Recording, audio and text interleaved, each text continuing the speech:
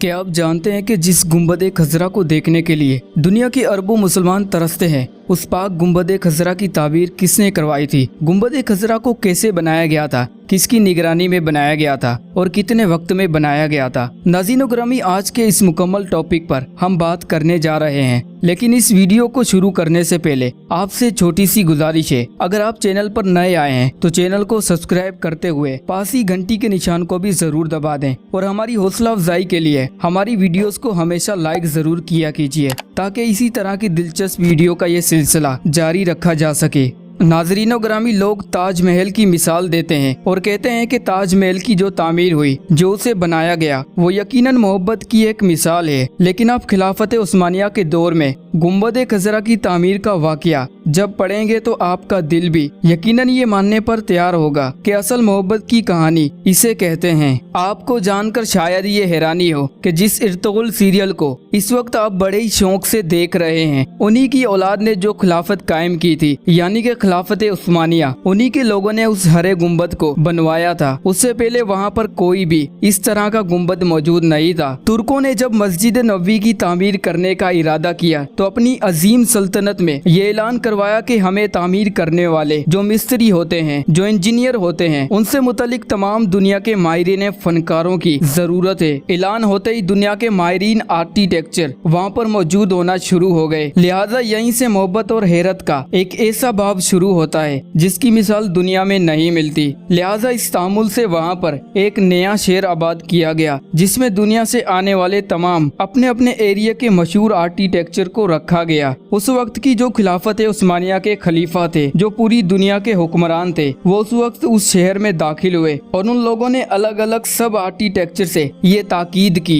कि वो अपने ज़हीन बेटों को अपने जैसा बनाएं, ऐसा तैयार करें और उसे ऐसी ट्रेनिंग दें कि वो बिल्कुल अपने जैसा बेमिसाल कर दें। लिहाजा तमाम माहिरीन ने अपने अपने बच्चों को अपना अपना फन सिखाना शुरू कर दिया और उसी दौर में खिलाफत उस्मानिया ने उन तमाम बच्चों को हाफिज कुरान, घोड़सवार बनना सिखा दिया। लिहाजा जब कुछ वक्त गुजर गया तो सब आर्किटेक्चर के ज़हीन बच्चे अपने बाप की तरह एक ताकतवर और एक खतरनाक माहिरीन तामीर बन गए। साथ ही साथ सब के सब हाफिज कुरान थे। तकरीबन 25 सालों के बाद एक ऐसी नौजवानों की जमात तैयार कर ली गई कि जो न सिर्फ अपनी फील्ड के माहिर थे, बल्कि साथ ही साथ हाफिज कुरान और बाअमल मुसलमान भी थे। उनकी तादाद कम से कम 500 से ऊपर बताई जाती है। उसी दौरान तुर्कों ने पत्थरों की नई कानें दरियाफ्त की, जंगलों से लकड़ियां कटवाई और उसके अलावा शीशे भी और बहुत सारा सामान भी जमा कर लिया गया। जब ये सारा का सारा सामान मदीना शरीफ पहुंचाया गया तो अदब का ये हाल था कि तमाम सामान को रोज़ा रसूल से दूर, यानी मस्जिद नबवी से दूर एक बस्ती में पहुंचाया गया, ताकि उस सामान की खलल की वजह से हजूर अकरम सल्लल्लाहु अलैहि वसल्लम की कोई गुस्ताखी ना हो सके। लिहाजा अदब का ये हाल था कि जब मस्जिद नबवी की जब तामीर हो रही थी तो अगर किसी भी चीज में कमियों पेशी हो जाती थी, जिसकी वजह से उस चीज या सामान को